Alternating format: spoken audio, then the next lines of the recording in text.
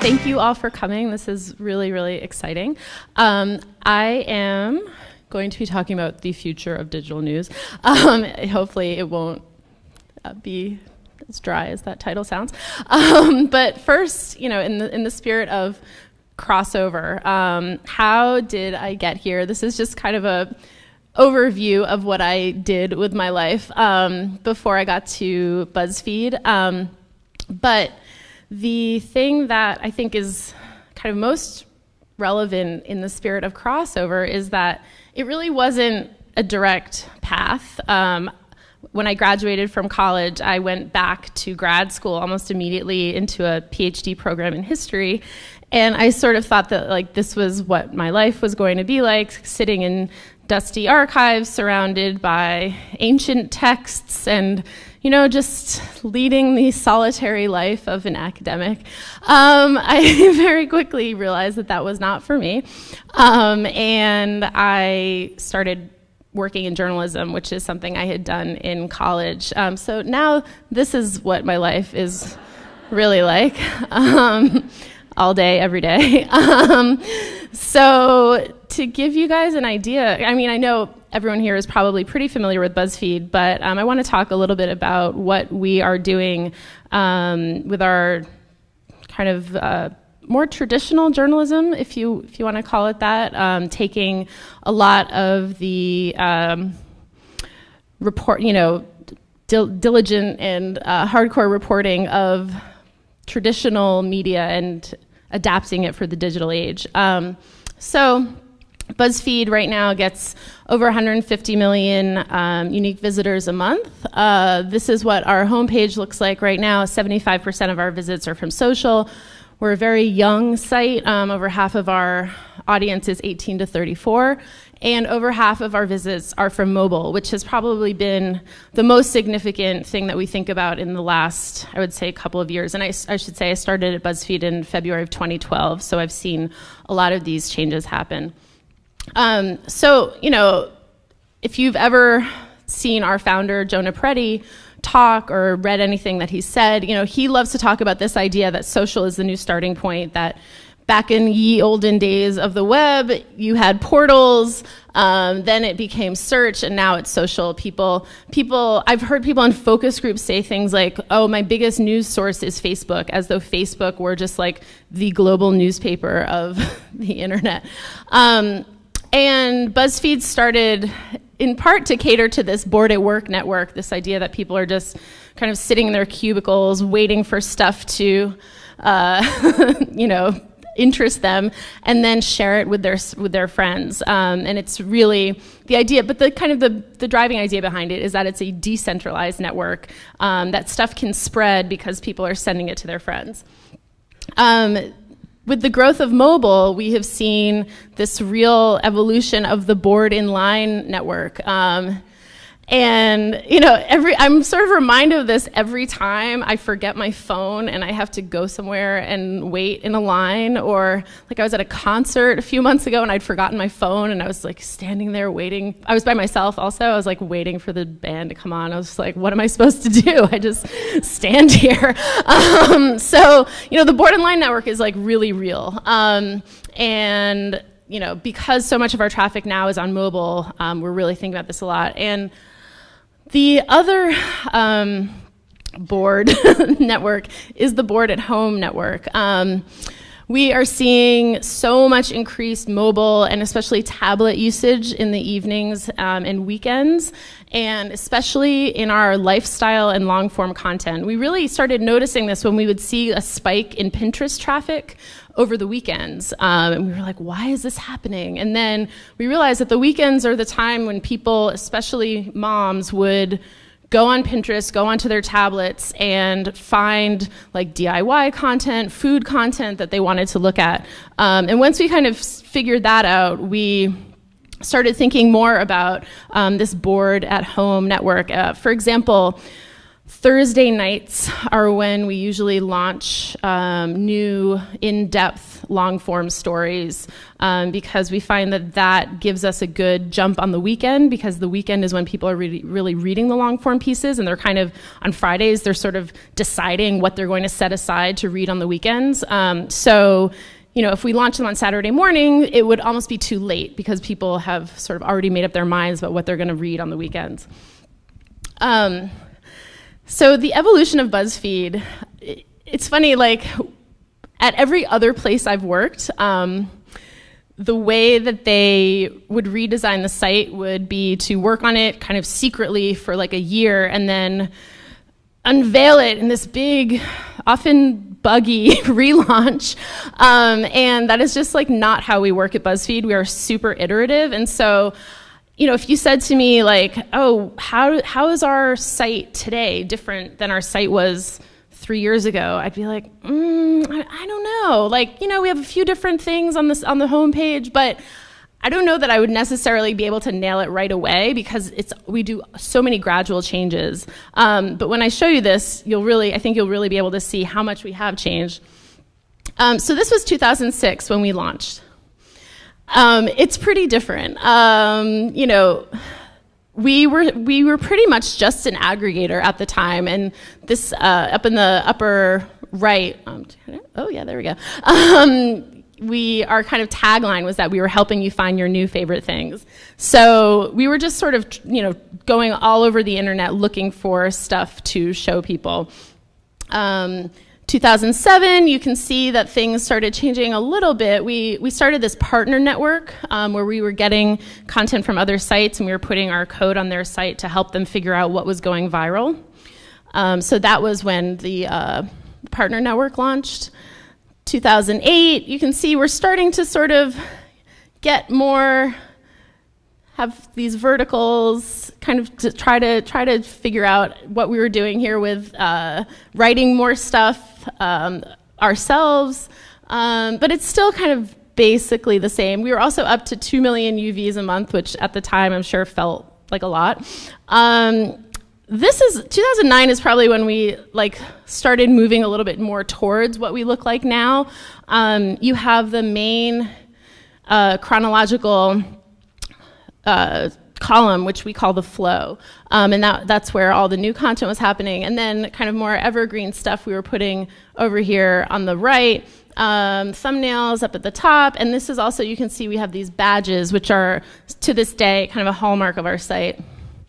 2010, you can see we were starting to emphasize the viral lift stuff, which I'll get to in a little bit. 2011, we started putting the badges up top posts on BuzzFeed. You know, it's all sort of gradually evolving. 2012, which was when I started, this was when we started doing the splash, which is something we still have now. Big stories was a way to start emphasizing stuff that was more newsy, which is, again, something that was kind of foreshadowing the stuff that we've done this year. And Hot on the Web was just stuff from around the internet that wasn't from our site. This was last year, and you can see, you know, this is when our traffic really started going crazy, 100 million UVs a month. And then 2014, this was the beginning of 2014. And then this is what our site looks like now. So the things, I think that the important things to look at here are that we don't have the partner network anymore, so we're not taking content from other sites and putting them on our site, and they don't have our code anymore. So this trending, this trending column is stuff that's just from BuzzFeed, so stuff that is trending currently on BuzzFeed. And we get trigger alerts in our email to let us know when something is starting to trend. BuzzFeed News is, there we go, this column right here, and that is just stuff from our news section. And the flow still exists, and that is mostly our most viral, most shareable content. And then the splash changes every like 1 to 2 hours. And it's often something newsy during the week, and on the weekends it tends to be the more lifestyle content that I mentioned earlier. But the biggest change that's happened editorially in the last few months is that we divided the editorial team into 3 distinct teams: news, buzz, and life. And the news section encompasses the hard news verticals like the world section, the politics section, but then also the entertainment section, the music section, because those are teams that do some original reporting. And then the buzz team is the team that is kind of always thinking about new formats and thinking about what's shareable and where they're going to share it. And the life team is the DIY team, the food team. We are launching, we're doing more health content, so very like lifestyle-y kind of stuff. But I think the thing that kind of underpins all of the teams, no matter what we're doing, is this idea that the distribution strategy is just as important as the content. And I do think that this is a new idea in journalism, at least when you talk to people who have been working at more traditional outlets. Like, journalists never used to have to think about distribution. It was like you wrote your story and it was in the newspaper, and someone else took care of making sure that the newspapers got delivered and that they were sold at the newsstand. And you wrote your story and that was kind of it. And today, or at least at Buzzfeed, that is not the case at all. You know, we like to say that your job kind of only starts like when your story is published. Because you also have to think about where it's going to be shared. And there are stories that get shared differently on different platforms. So we have, and the way that we kind of think about all of this is our social lift dashboard, which is something that we've built in-house, that we can see every post, how it's doing on any social network, whether it's being shared on email, whether it's getting mobile traffic, whether it's getting linked to. But the most important thing for our writers is this graph. The blue is what we call seed views, and those are just views that people get to from that are already on BuzzFeed. So if they're already on BuzzFeed.com, they click on your story, that counts as a seed view. If they get to your story from a social network, or from email, or someone chats it to you, that counts as a social view. And that's in red. So you want to have a lot of red. You want to have more red than blue. That's the goal. This information used to be accessible to the public. It's now just internal. But we get a lot of data from this. You can see how many people engage with it on Facebook, how many people engage with it on Twitter, how many people emailed it through our email button, how much mobile traffic it got. So it's really useful for our writers to be able to access this information. But overall, the idea is that you're matching the format to the story you're trying to tell. So this was obviously the best format for the 10 Commandments. You would not have wanted to share this on Facebook. So identity, emotion, and inspiration tend to live on Facebook. This is where you see these quizzes like, what state do you actually belong in? People sharing the results of those quizzes because it demonstrates an identity that they want to share with everyone else. News lives on Twitter. News is much more of a Twitter ecosystem. It's updated much more frequently.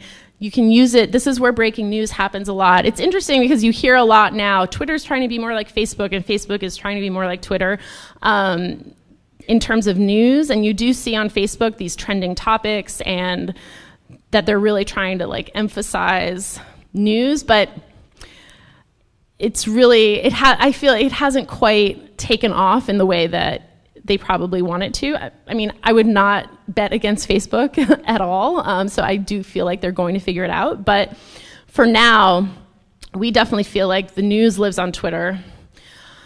And in terms of news, something that we started thinking about a year and a half to 2 years ago was, how do you reinvent breaking news? I mean, breaking news is the AP. Breaking news is considered dry, and you need it, but it's not something that you would think about necessarily reinventing. But we decided to try. So I think one of the first times that we felt like we were really able to put this into action was during the Boston Marathon bombings. And in terms of reinventing it, we really thought about reinventing formats. So instead of just saying, here is what happened, it was more what we know about the Boston Marathon bomb suspects. And this what we know format is something that we've found really effective for breaking news, because it also allows us to update the post and continue to re-promote it after the initial event has happened. And then we also are doing more original reporting, and so we had reporters in Boston talking to his former classmates and, how they were shocked by his crimes. So these are just kind of two examples of the way that we approached this story. And we've also thought about how to reinvent the day two story. And the day two story is pretty much exactly what it sounds like. It's not the here's what happened, here's what just happened. It's here's what happened and here's kind of how we're supposed to think about it, or advancing the story in some way. And so I feel like these are two really good examples of the way BuzzFeed could approach the news in a, quote, BuzzFeedy way. Reasons to Love Boston. Reasons to Love is a format that we've used a lot. And this was just timed really well, and people just really seized on it. And then also the Comfort Dogs Come to Boston. Again, a piece of original reporting, but one that we felt like other people weren't really doing, and we were able to get original photography in there as well. And the other thing that we've been thinking a lot about is, now that we have this news operation that is doing breaking news really well, when do we take the step back and not even day 2, but day like 85, do the big picture story?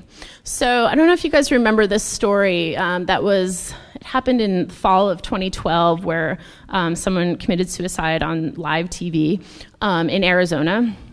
And so we did a story about that, a quick post, and then we sent a reporter down to Arizona and to talk to his whole family, to really kind of get behind why this happened. And one of the reasons I love this example so much is that the long form deep dive got more views than the original story. So we're really seeing this kind of appetite for this sort of in-depth reporting. This is kind of a case study that I just wanted to show you guys about how we really swarm a story. And this is from the Winter Olympics. So we have our serious coverage, which, obviously there was a lot of stuff about the anti-gay protesters, and we did another long-form story about men's figure skating. Why is the world's gayest sport stuck in the closet? And we continued to do this type of coverage throughout. But we also had fun posts where we photoshopped out the men from pairs figure skating, which was pretty great. So, I thought this was a really fun, creative way to approach this. Another fun thing, 15 most unapologetic Canadian responses to the men's Olympic hockey win against the US. Again, feels very BuzzFeedy, very fun list post that kind of complements the more serious reporting that we're doing. And then heartwarming. Inspiration, the 33 most awe-inspiring photos from the Sochi Winter Olympics. Again, this is another aspect of news coverage that we think is pretty significant. and trending, looking at what the internet is talking about. So I don't know if you guys remember that the 5th Olympic ring didn't open at the opening ceremonies. And so, almost immediately, like all these like hilarious memes were showing up, and we gathered the best of them and put them together in a post. So, this is the way that we are approaching news right now from all these different angles. And we're also fortunately at a staffing level where we're able to do, I think all of these were by different people. So that's also like a very exciting thing for me as an editor, that we now have all of these great writers who can approach a news story from a bunch of different angles. So the BuzzFeed News team itself gets over 20 million monthly uniques. So obviously, as a site that gets 150 million uniques, the bulk of our traffic is still coming from the Buzz team. They can sometimes do a post that will get 10 million views itself. But we do feel that our news coverage traffic has been growing, and we feel like we're still figuring this out. It's still evolving, and I think it will continue to. And it is our fastest growing BuzzFeed section. The traffic has more than doubled year over year, which again is pretty exciting, considering that our audience is this 18 to 34-year-old cohort who are not inherently trustful of the news. And these are just a few examples I wanted to show you guys of the types of stories that BuzzFeed News does. This is one of my favorite stories. It was why I bought a house in Detroit for $500. This was a long-form story about a guy who bought a house in Detroit for $500. And it's in the first person, really well told, really well written. It got over 1.5 million views. It got shared everywhere. It was one of our biggest successes, I think. And 52% of its traffic was on mobile. These are stats for these individual stories, by the way, not general BuzzFeed News stats. And the average mobile time on page for this story was 25 minutes, which is crazy. That is super high. And we found that people were spending 70% longer time on page on mobile than they were on desktop. So people really were reading this story on their phones, on their tablets. This is another great story, this one on the right, about a woman who was 34 years old but had pretended she was a teenager and gone back to high school. So amazing story. Yeah, I know, kind of funny, but also like really sad. And 66% of its traffic was on mobile. And again, 45% longer time on page for mobile than desktop. So we feel really good about these numbers. And also, it kind of gives truth to the lie that people don't read long things on their phones. Like, that is just not true. We find that people do read long things on their phones if the long thing is good. So this, these are just kind of two examples of how that is true. Another story that we really swarmed was Ferguson. We had people on the ground in Ferguson. We had people covering it kind of around the clock, and just were able to do a whole bunch of different types of stories.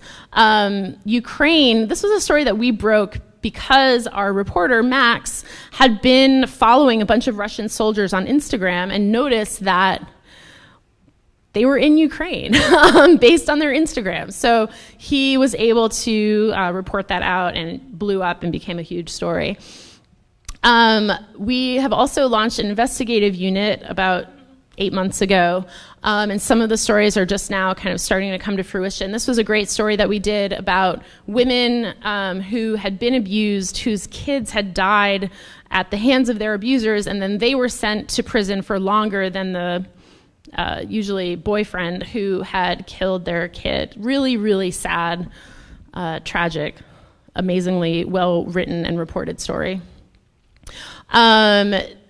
We are also, like I said, music and entertainment are also areas that we are doing a kind of mix of fun and reported stuff. This was a great piece by two of our music writers about finding letters that Kesha had written to her fans years ago about how Dr. Luke was abusing her.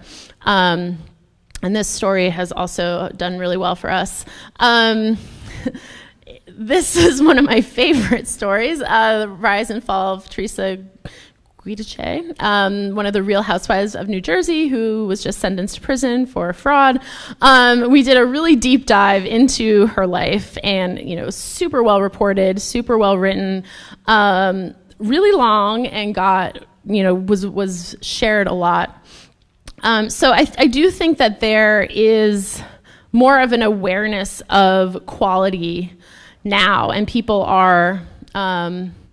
do want to read this stuff that takes a lot of time and is really well done.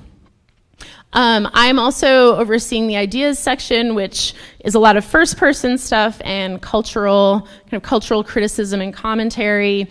We did a piece about what was really behind the ridicule of Renee Zellweger's face. It was shared everywhere. I think being able to be part of the conversation around that is something that's really important to me as an editor, and we were able to just turn this around pretty quickly.